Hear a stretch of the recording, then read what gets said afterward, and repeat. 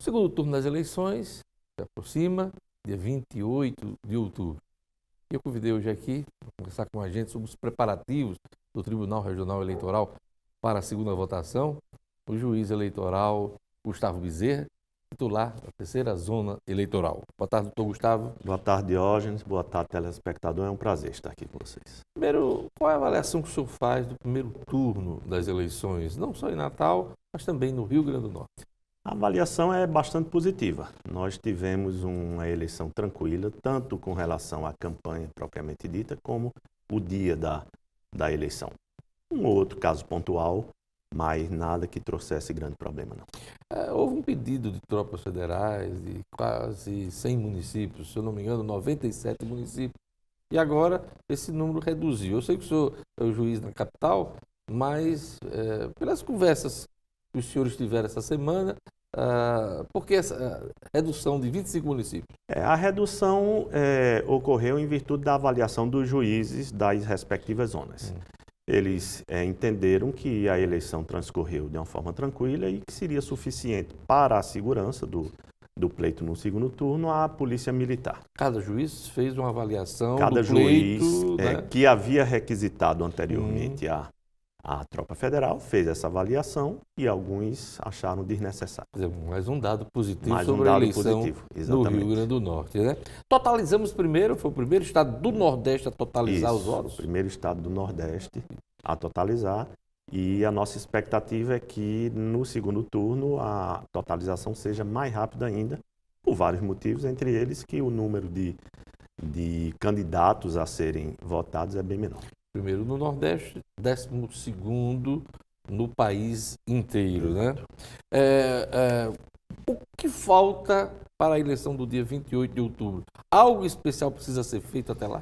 Não, tudo que é necessário está sendo feito paulatinamente. Muita coisa do primeiro turno já será aproveitado, mas as providências estão sendo tomadas. Hoje mesmo já o lacre das urnas aqui em Natal já estão sendo feitos, esses lacres, a carga da urna será feita e está tudo correndo tranquilamente. Tá. Com relação aos mesários, são os mesmos do primeiro São turno? os mesmos. Ou há muita substituição? Não, de regra são os mesmos, só eventualmente se tiver ocorrido algum problema, alguma ausência, então há essa substituição. Mas não há nenhum problema, a tendência é que sejam mantidos todos. Do ponto de vista do procedimento, daquilo que não funcionou, né, foi planejado, há alguma coisa que precisa ser feita e que foi decidida, inclusive, nessa reunião da semana do desembargador Glauber Rego com os titulares nas comarcas? Nós tivemos uma reunião convocada pelo presidente, desembargador Glauber, pelo corregedor, desembargador Cornélio. Nessa reunião foram feitas avaliações dos pontos positivos e negativos. Sim. O que é que poderia ser melhorado, o que é que deveria ser copiado, continuado. E, de uma maneira geral, os pontos positivos superam bastante os pontos negativos. Não há nada que precise de uma atenção maior, além do que já houve. Alguma demora em alguns locais, filas maiores, porque nós tivemos a eleição com a biometria de 100%. E em alguns locais, algumas sessões, houve alguma dificuldade de demora. Pois eu notei isso na minha sessão também. Né?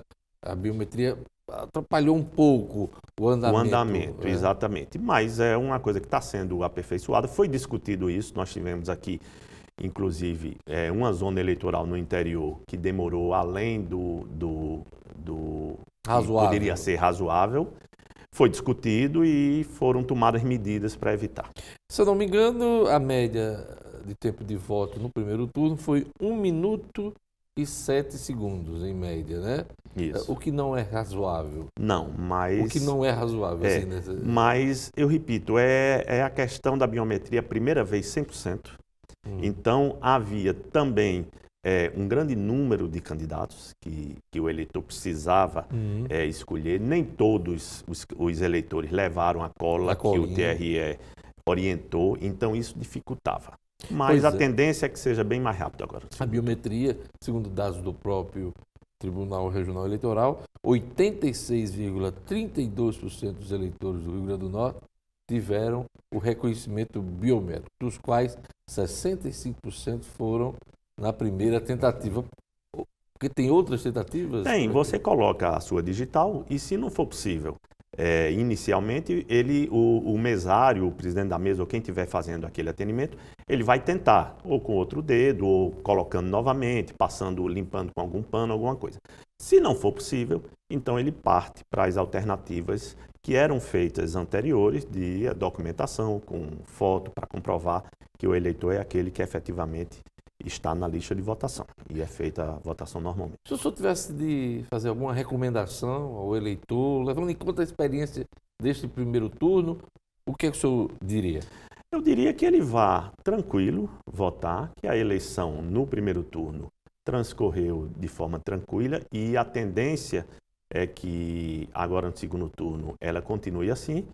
E o eleitor que porventura não tenha comparecido no primeiro turno, ele pode ir no segundo turno, ele vai, as filas serão menores, Ele não estará e que ele impedido, vá né? tranquilamente votar no candidato que ele acha que é o melhor para o Estado e para o país. Eu vi algumas declarações de eleitores na imprensa, alguns até esperando para votar, mas a demora era grande e o camarada desistiu de votar no primeiro turno. Entrou, inclusive, para esse número aqui da abstenção, que é de 17,12% no Rio Grande do Norte. E o senhor lembra que, apesar de ter faltado a primeira votação, pode votar tranquilamente Pode no segundo. votar no segundo e, como eu disse, a tendência é que a rapidez seja maior. Então, ele não vai ter que enfrentar as filas no tamanho que ele enfrentou anteriormente. Doutor Gustavo, nessa eleição há muita discussão sobre a urna eletrônica, né? Mais uma vez, eu acho que desses 22 anos de urna eletrônica é o ano mais duro para a credibilidade de todo o sistema. O que é que vai ser diferente? Parece que a denúncia vai ser feita num aplicativo a partir de agora? Não, nós temos já um aplicativo, Pardal, que ele serve para que o eleitor ou qualquer pessoa possa fazer uma reclamação à Justiça Eleitoral. E se houver, evidentemente, que a gente espera que o número seja pequeno, se houver alguma reclamação, ele pode fazer nesse próprio aplicativo. O presidente da mesa ele vai estar preparado para tomar essa reclamação e remeter imediatamente para o tribunal. Então, o que muda agora para o segundo turno é que os mesários, né, e o presidente da mesa, ele está orientado Ele a será levar... orientado, ainda não foram, mas porque é uma decisão recentíssima do TSE. Essa semana. Mas eles serão orientados nesse sentido. Essa é uma maneira que ele pode reclamar. As outras tradicionais continuam. Ontem em Brasília também, muita discussão sobre a responsabilização de quem faz a denúncia. A denúncia, ela não pode ser inventada, ela não pode ser uma fake news, né? Claro. Então, quer dizer, ontem o próprio ministro da Defesa, o Raul Jungmann, a própria presidente Rosa Weber, presidente do tribunal, ministra, falavam nesse sentido, de identificar quem está fazendo a denúncia, porque até para evitar muito tumulto na eleição. O senhor acha que esse é o caminho? É o caminho, sim. Você precisa fazer a denúncia, evidentemente, tem que ser com responsabilidade.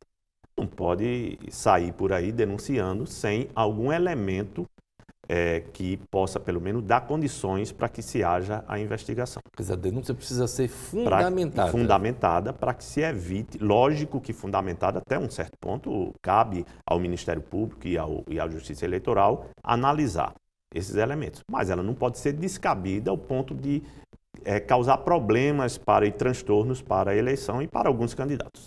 Até que ponto fotos da urna eletrônica, fotos de armas na hora da votação atrapalham o bom andamento do pleito? Olha, a legislação não permite, evidentemente, né? O celular, ele não pode ser...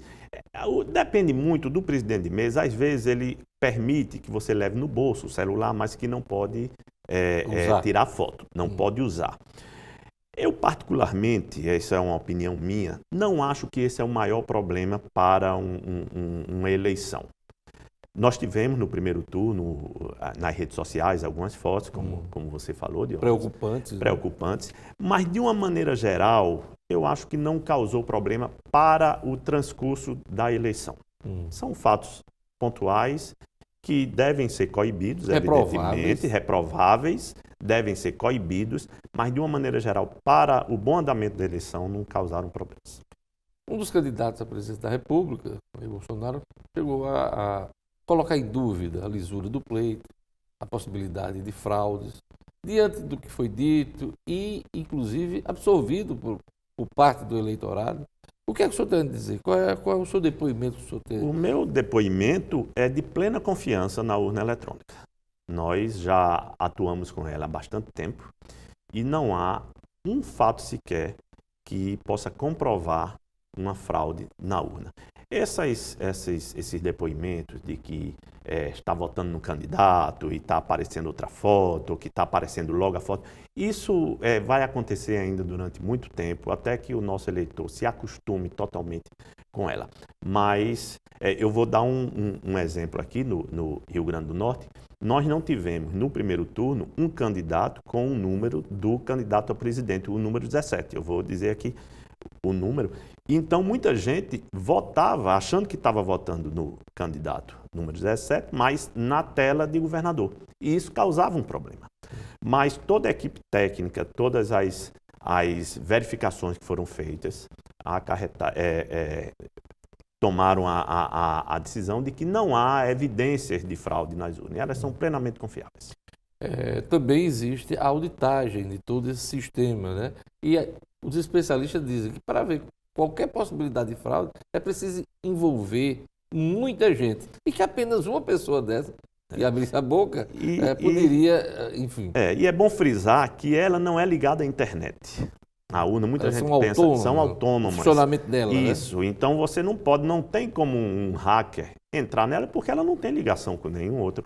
E aí depois a mídia é retirada com os votos que foram depositados naquela urna e levada para um local onde vai ser transmitida, no sistema de intranet. Então, sem falar nas auditorias que são feitas, na eleição paralela que é feita, com fiscais que estão presentes. Toda eleição tem uma urna. São sorteadas urnas em determinadas zonas para que se faça também uma auditoria nelas. Os partidos fiscalizam.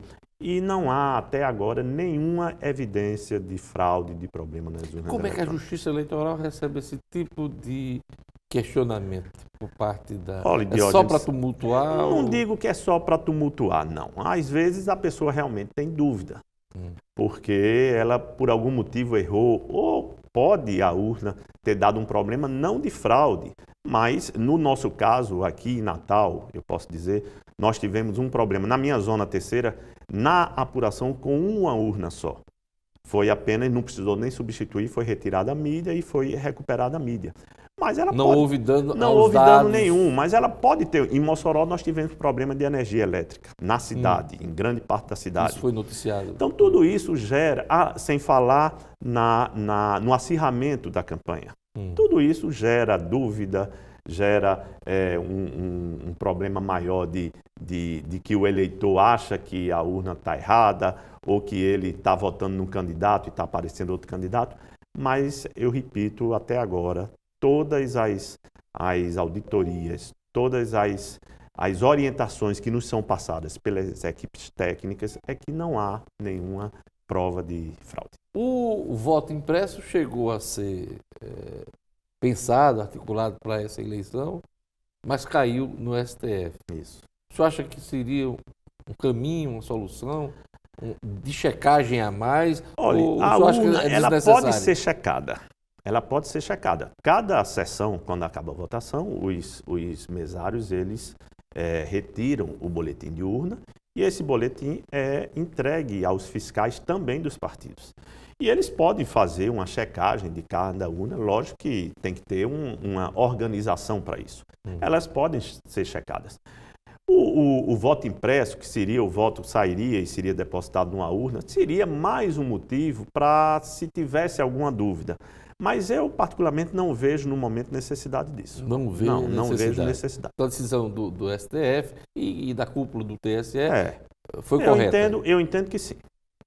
Qual a expectativa de totalização do segundo turno? Parece que a média de votação vai ser de 30 segundos, né? Eu acredito que sim. E, logicamente, nós vamos acabar, portanto, a votação bem mais cedo. Nós tivemos algumas zonas no Rio Grande do Norte que entraram pela noite, no segundo turno, provavelmente isso não ocorrerá. E eu acredito que por volta de 19, 20 horas, talvez nós já estejamos com a tudo totalização, pelo menos no Rio Grande do Norte, né? Isso. E foi um dos primeiros estados Isso. no primeiro turno. Por último, eu queria saber se os mesários, porque é um verdadeiro exército de profissionais que participam da eleição. Eu costumo dizer que o eleitor comum que vai à urna depositar seu voto, entra na fila, deposita seu voto, depois volta, vai para casa, vai para sua praia, ele não tem ideia, não tem noção do que é necessário para uma eleição dessa. A logística necessária. Então, além a questão de segurança, inúmeras reuniões, a equipe técnica, preparação de urnas, existe também a questão dos mesários. Eles foram treinados, estão preparados, são, na maioria, pessoas que já participaram de outras eleições e estão totalmente em condições de... Estão aptos para exercer essa função cívica. Tem um mito, ele não vai muito cedo não, porque quem estiver na fila pode ser chamado para ser mesário. Existe isso mesmo? Existe, como é que é? Fato, qual é a regra? De fato existe, mas nós não tivemos, por exemplo, pelo menos na minha zona, a terceira zona, que é a maior, a que tem o maior número de eleitores de Natal, nós não tivemos nenhum caso esse ano. A pessoa precisa que obrigada, faltem os eleitores. Se a pessoa não quiser. Ele é obrigado, se ele for requisitado. Mas isso só ocorre se os mesários faltarem todos. O presidente chama o primeiro da fila, evidentemente se entender que ele tem condições para ele fazer parte daquela função, daquele dever. Mas isso é raríssimo acontecer. Por via das dúvidas, tem gente que só vai depois das 8h30. Viu?